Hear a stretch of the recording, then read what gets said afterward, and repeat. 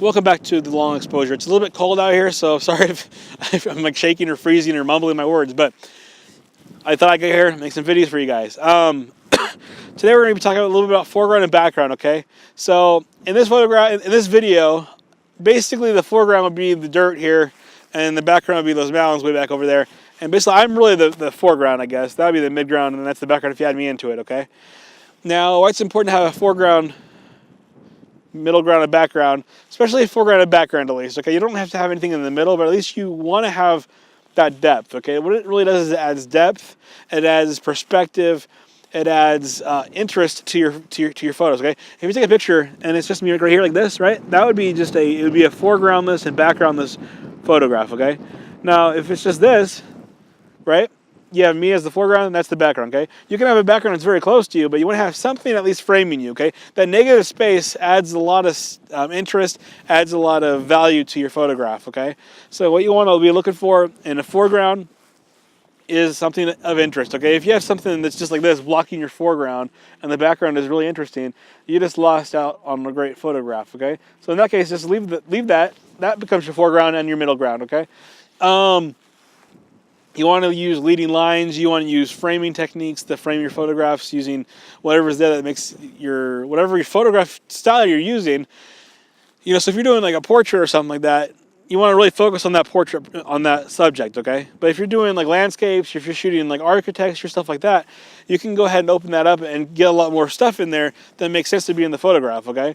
But you want to pay attention, foreground, background, okay?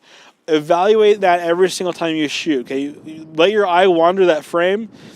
Think to yourself, okay, is this adding value to this photograph, or am I just taking it because it's a novel thing to have that thing in the photograph, okay? So if there's something like over on the edge of your photograph out here on the frame, right?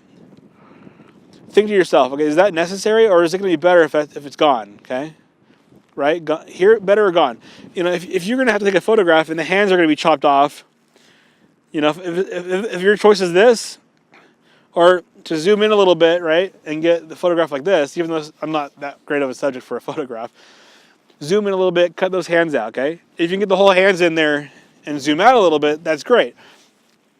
But keep in mind what you're putting in your foreground, your midground, and your background, okay?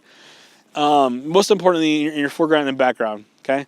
Now, that's a great background, but it might not be. If it was just mud on the floor, then you can focus on me a little bit more, cut out that background a little bit and have more of an interesting foreground, but pay attention to the background, okay? You don't always have to have like a mountain scenery in your background, okay?